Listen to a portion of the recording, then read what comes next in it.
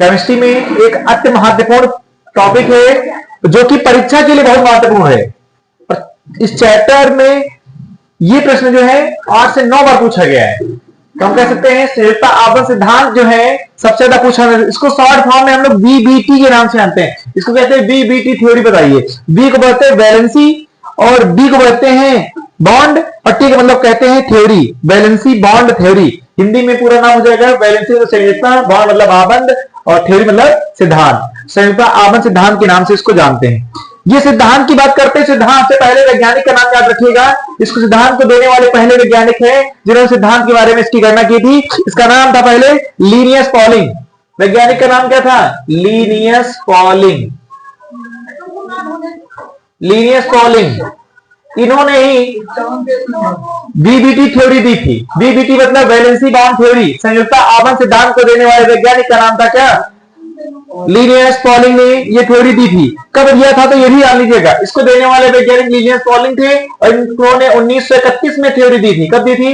1931 में सिद्धांत दिया गया था। ये सिद्धांत था क्या? सिद्धांत में क्या बताया गया है? ये सिद्धांत बताता है जो संकुल यौगिक होते हैं, संकुल यौगिक पढ़ चुके हैं अभी हम लिगैंड में, जब मतलब जिसकी संरचना काफी बड़ी होती है, तो कहते हैं जो संकुल यौगिक होते हैं उसमें केंद्रीय धातु आयन में इलेक्ट्रॉनिक संरचना, मतलब जो भी संकुल यौगिक होते हैं, जैसे हमने लिखा गया K4 इसे लिख दिया FeCN6, जैसे ऐसे दे दिया गया CN का होल 6 ऐसे दे दिया गया। मान लीजिए ये संकुल यौगिक हो गया। इस संकुल यौगिक की हमें निकालनी पड़ेगी क्या? इसका हम लोग निकाल लेते हैं इलेक्ट्रॉनिक विन्यास कैसे निकलेगा। इलेक्ट्रॉनिक विन्यास कैसे निकलता है? इलेक्ट्रॉनिक विन्यास के साथ साथ इसके अलावा हम लोग समझते हैं उसकी ज्यामितीय संरचना कैसी होती है, ये भी समझेंगे।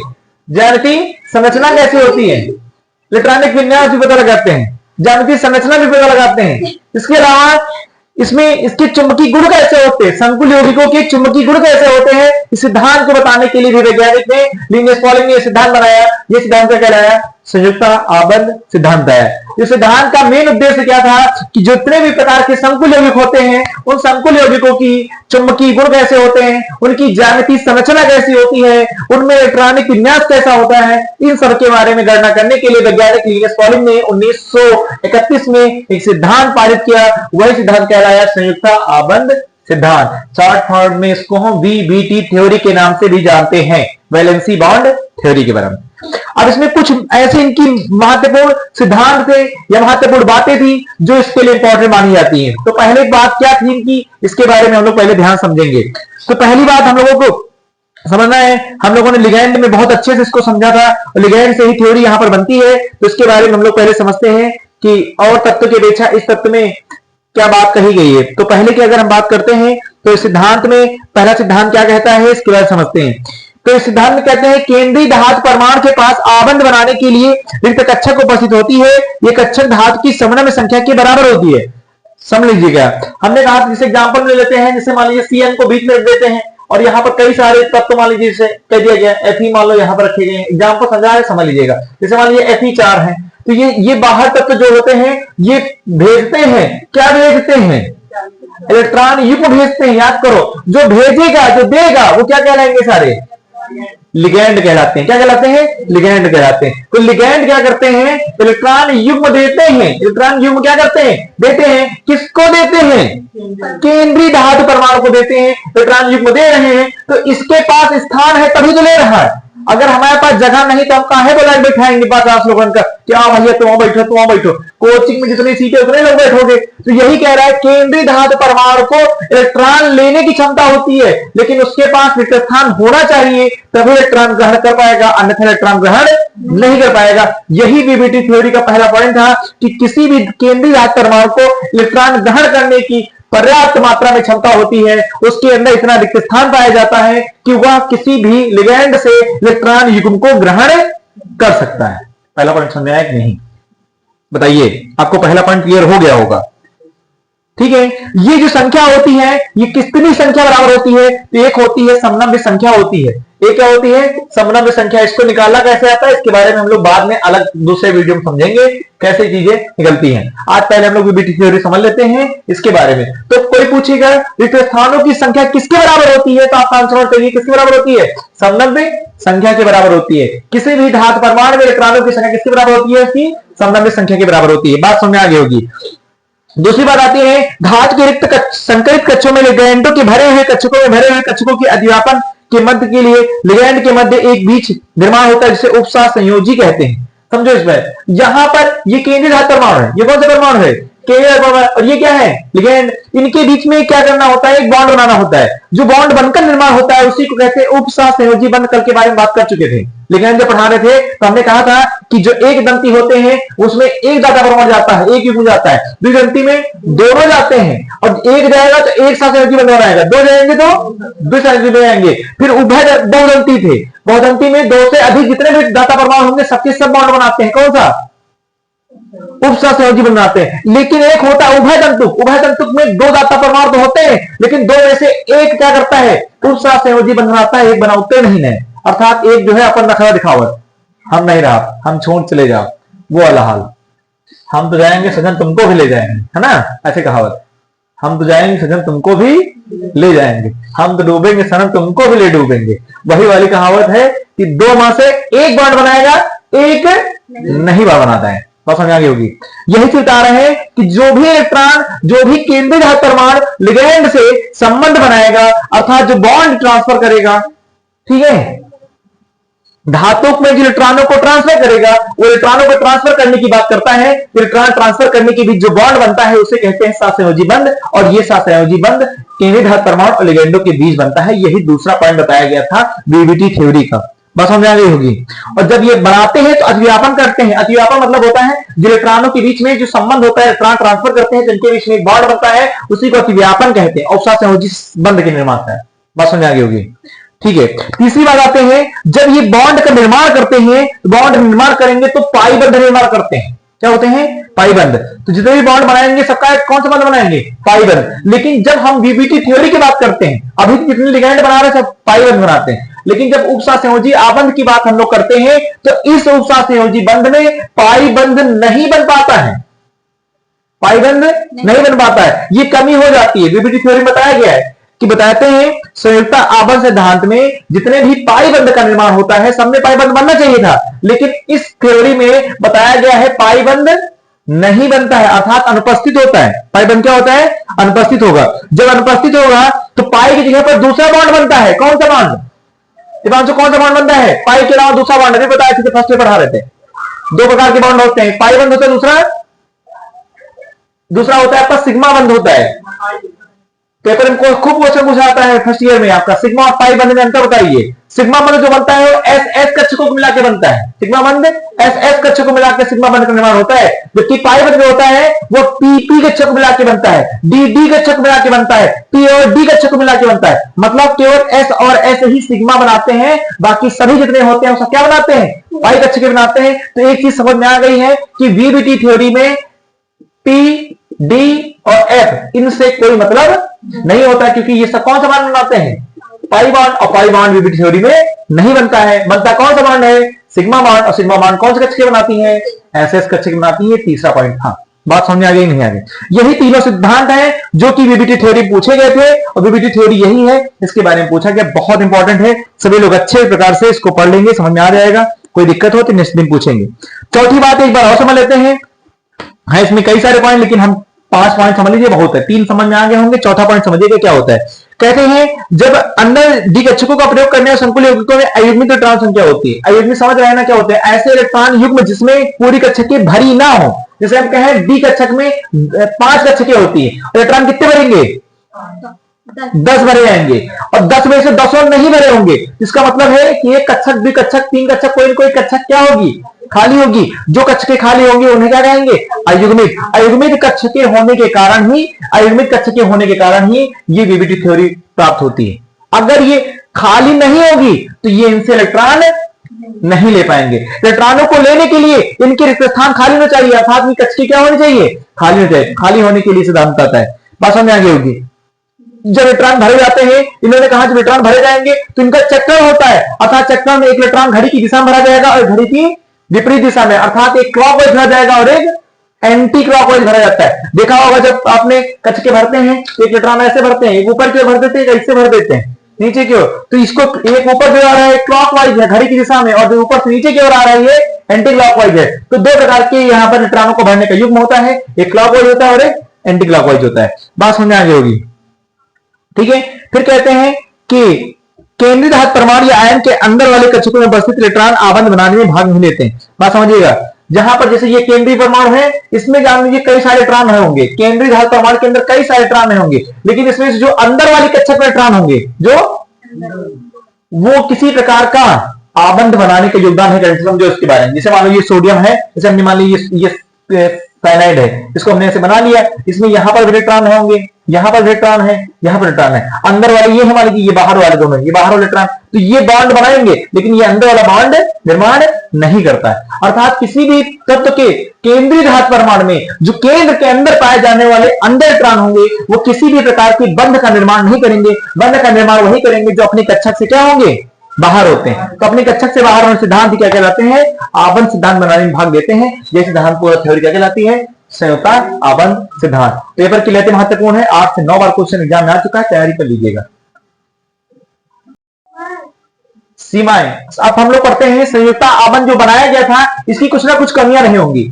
सीमाएं कहें या कमियां कहें, तो हर चीज जान लीजिए कि किसी भी कोई भी सिद्धांत बनाया गया है, उसकी कुछ ना कुछ कमियां आई होंगी, कुछ ना कुछ कमी के बारे में जरूर पाई गई थी। उसी कमियों के बारे में करते, क्योंकि सब कुछ सही सिद्धांत नहीं माना गया था, कुछ कमियां थी, उन कमियों के बारे में यहां पर समझते हैं। तो पहली कमी क्या थी, इसके बारे में हम लोग समझते हैं, फिर आगे समझ में आ जाएगा कि हम लोगों को क्या क्या क्या चीजें हैं जो समझनी चाहिए। तो पहला सिद्धांत जानते हो इसमें क्या कहता है, इसकी कमियों का कहते हैं, इसमें एक आता है उपसह संयोजन संख्या, जो कि आपको निकालना हम बताएंगे।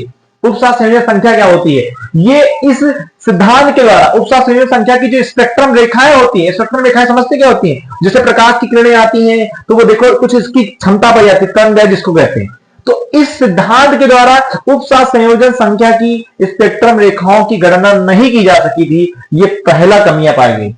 हर एक तत्व की कहीं ना कहीं हर एक प्रकाश की कुछ ना कुछ क्षमता पाई जाती है, लेकिन इस सिद्धांत के बाद, इस समीकरण के बाद, इस सिद्धांत की जो कमियां हैं या संख्या है जो आसानी से नहीं पाई गई थी, इसीलिए इसकी कमी हो गई। दूसरा सिद्धांत क्या कह रहा है, इस सिद्धांत के द्वारा कई सारी ऊर्जाएं होती हैं। जैसे हमने कह दिया था, याद करिए, हमने आपको परमाणु कक्षक पढ़ाई थी, परमाणु कक्षक में कई सारे कक्षकों के बारे में बताया था। जैसे हमने पढ़ाया आपको लाइमन श्रेणी पढ़ाया था, फिर लाइमन के बाद फिर बामर श्रेणी होती, फिर ब्रैंकेट श्रेणी होती है, लाइमन बामर पाश्चन, फिर ब्रैंकेट ठुंड श्रेणी, ये श्रेणी होती है। हर श्रेणी में तरंग अलग अलग आई थी, तो इसका मतलब है हर एक श्रेणी में तरंग अलग हो जाती है, अर्थात हर श्रेणी की ऊर्जा का अंतर होता है, लेकिन इस सिद्धांत के द्वारा इसकी गणना नहीं की जा सकी। तो दूसरी कमी यही हो गई इसकी।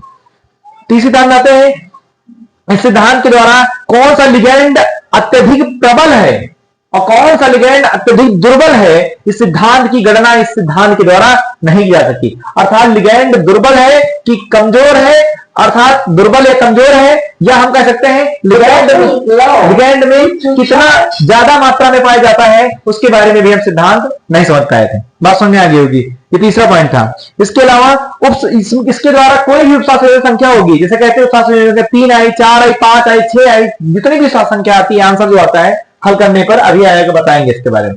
तो इसमें जो आंसर आता है, इसमें जितना भी आंसर आएगा उस हिसाब से हम लोग पढ़ते हैं कि तो जिनका अम्ल जो होते हैं 7 से कम होता है, जो 7 से ज्यादा होते हैं वो क्षारीय होते हैं, और जो 7 होते हैं उदासीन होते हैं। तो इनके द्वारा रंगों की व्याख्या की ही नहीं जा सकी थी। ये चौथा पॉइंट है, और यही सिद्धांत की कमियां हो गई थी। इसी सिद्धांत को समाप्त करने के बाद एक नया सिद्धांत बनाया गया, वीबीटी थ्योरी को खत्म कर दिया गया। कमियां पाई गई थी तो खत्म कर दिया गया। इसके बाद वीबीटी के बाद आया था सीएफटी थ्योरी।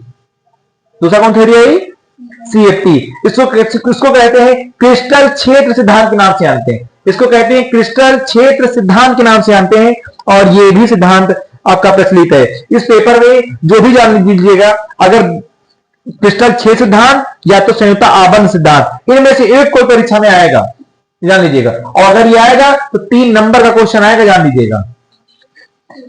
सीएफटी थ्योरी या वीबीटी थ्योरी, दो में से एक परीक्षा के लिए इंपॉर्टेंट है। तो सीएफटी मतलब वो वीबीटी थ्योरी आपको समझ आ चुकी होगी, सिद्धांत क्या था, कमियां आपको अच्छी समझ में आ गई थी। अब हम लोग नेक्स्ट वीडियो में समझेंगे सीएफटी थ्योरी क्या होती है। सी मतलब क्रिस्टल क्षेत्र सिद्धांत, नेक्स्ट वीडियो में। आज हम लोगों का नेक्स्ट टॉपिक है क्रिस्टल क्षेत्र सिद्धांत, जिसको हम सीएफटी थ्योरी के नाम से जानते हैं। शॉर्ट फॉर्म इसको कहते हैं सीएफटी थ्योरी के नाम से जानते हैं, क्रिस्टल क्षेत्र सिद्धांत के बारे में। ठीक है, हम लोगों ने इसके पहले वीडियो में जो पढ़ा था वो वीबीटी थ्योरी थी, अर्थात valency bound theory. CBT, CFT और वीबीटी थ्योरी में से कोई एक परीक्षा के लिए आएगी। अगर लॉन्ग क्वेश्चन इस चैप्टर से बनता है तो लॉन्ग क्वेश्चन बनने की संभावना बस यही दो क्वेश्चन से बनती है। बाकी जितने भी क्वेश्चन बनेंगे ना वो सब शॉर्ट बनेंगे, चाहे एपीएससी नेम ही क्यों ना हो, चाहे कुछ भी क्यों ना हो, बाकी सब शॉर्ट बनेंगे। लेकिन यही तो क्वेश्चन है जो चैप्टर के लॉन्ग क्वेश्चन बनते हैं। तो आज हम लोग पहले समझ सकते हैं कि सीएफटी थ्योरी क्या थी, क्रिस्टल छेद सिद्धांत क्या था। तो इसको सबसे पहले, इस सिद्धांत को सबसे पहले देने वाले वैज्ञानिक जिनका नाम था, याद करो, ई एच बैठे, याद करो, पढ़ा चुके हैं, बैठे उठे वाले, है ना, हाँ, एच बैठे, इन्होंने बैठे दिया था, याद रखो, ई हम बैठे, ऐसे याद रखो, ठीक है। इस सिद्धांत को कब दिया गया था? बैठे आदमी ने दिया था, 1932 में दिया था। और उन्होंने कब दिया था बताइए, उन्होंने कब दिया था? सेफ्टी थ्योरी कब दिया था? सेफ्टी 1931 में दिया था। बीबीटी थ्योरी दी गई थी 1931 में, और बैठे आदमी ढीना है 1932 में। तो ये थक गया था, एक साल थकने के बाद बैठ के बनाया था, इसलिए इसका नाम लिखा, बैठ के बनाया था क्रिस्टल छेद सिद्धांत। ई हम बैठे कब बनाए थे? 1932 में। ये वैज्ञानिक है, ई एच बैठे, इसको शॉर्ट फॉर्म में लिखेगा, ई हम, एच का मतलब हम और बैठ मतलब बैठे, ई हम बैठे। हाँ भैया कठिन नाम है, अरे इनका नाम है इवान ब्लैक, इवान हेल्विस बैठे। तो क्या करना है, को ई एच बैठे, है ना, हाँ बैठे उठे लिख देना, बहुत सही है, ठीक है। तो याद रखिएगा, ये इन्होंने एक ऐसा मॉडल विकसित किया जिसमें धातु लिगैंडों के मध्य पूर्णतः आयनिक होते हैं। मतलब जिन्होंने बताया कि जो इलेक्ट्रॉन लेते हैं केंद्रीय परमाणु लिगैंडों से, ये सभी के सभी आयनिक होते हैं, अर्थात इन सभी के सभी बीच में आयन पाए जाते हैं, अर्थात लिगैंड और केंद्रीय धातु परमाणु के बीच में आयन पाए जाते हैं। और सिद्धांत को बताने के लिए यही वैज्ञानिक का नाम था ई एच बैठे। 1931 में वीबीटी थ्योरी दी गई थी, 1932 में क्रिस्टल छेद सिद्धांत दिया गया। तो एक साल के बाद ये सिद्धांत दिया इन्होंने, ई एच बैठे ने। इसके सिद्धांत का मेन मतलब क्या था, इसके समझ लेते हैं। पहले सिद्धांत बताया गया, ये सिद्धांत जो होते हैं आयन और लिगैंडों के मध्य क्या होते हैं, आपस में बहुत जुड़े होते हैं, और ये वैद्युत आयन द्वारा जुड़े होते हैं।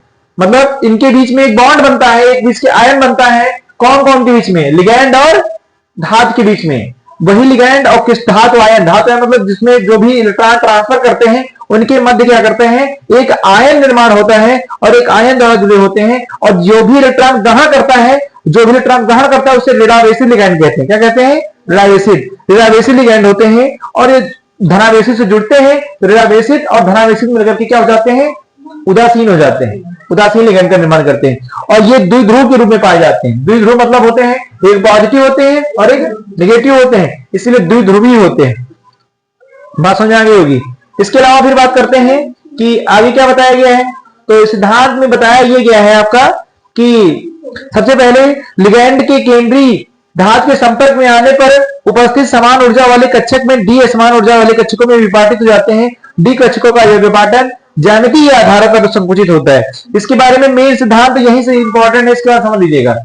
कहते हैं लिगैंड के केंद्रीय धातु के संपर्क में आने पर, अगर कोई लिगैंड है, कोई क्या है? लिगैंड है, अगर किसी केंद्रीय धातु के संपर्क में जाएगा, कोई लिगैंड केंद्रीय धातु के संपर्क में जाएगा तो अपनी जो डी कक्षक ऊर्जा होगी, जिस डी कक्षक में ऊर्जा असमान ऊर्जा होती है, डी कक्षक में जो ऊर्जा होती है वो क्या होगी? असमान होगी। क्योंकि हमने बता चुके हैं, क्योंकि अभी पढ़ चुके हैं कि एस एस वाले ही सिग्मा बंध बनाते हैं, डी कक्षक वाले सब पाई बनाते हैं।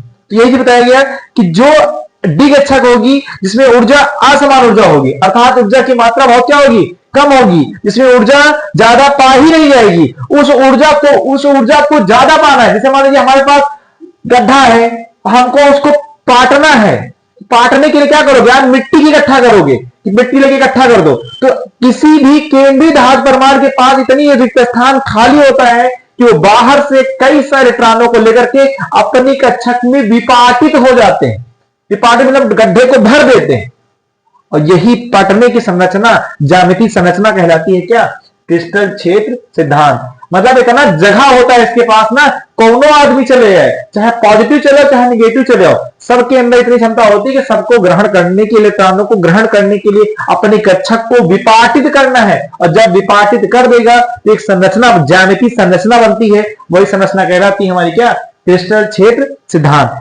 समस्या इनमें भी थी, इनकी भी कमियां निकल आई एक समय के बाद। तो इनकी कौन कौन सी कमियां हैं इनके बारे में हम लोग समझते हैं। पहली कमी क्या थी, ये सिद्धांत के द्वारा निर्मित होने वाले पाई बंध को स्पष्ट नहीं किया है। उनकी भी वही कमी आई थी, इनकी भी कमी। उन्होंने भी सिग्मा के बारे में बताया, पाई को नहीं बता पाए। इन्होंने भी यही काम किया, इन्होंने भी पाई बंध को स्पष्ट नहीं कर पाए कि पाई बंध बनता कैसे है, इसके बारे में बता नहीं पाए। बना तो दिए किसी तरह पाई बंध का निर्माण, लेकिन कैसे बनता है इस सिद्धांत के बारे में इन्होंने अच्छी समझा नहीं पाए। ये कमी हो गई।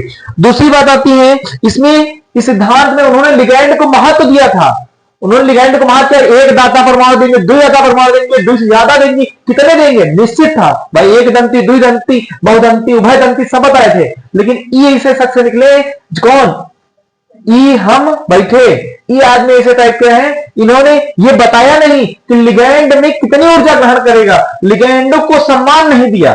जैसे शादी भी है, फूफा सम्मान न दे, फूफा नाराज होकर चल दे। मजा आ रहा है कि तुमका लड़के की शादी में फूफा तुम ध्यान न दो, फूफा नाराज हो जाए। क्यों विवेक, ऐसी बात है ना, फूफा नाराज हो तो बहुत जल्दी नाराज जाते हैं।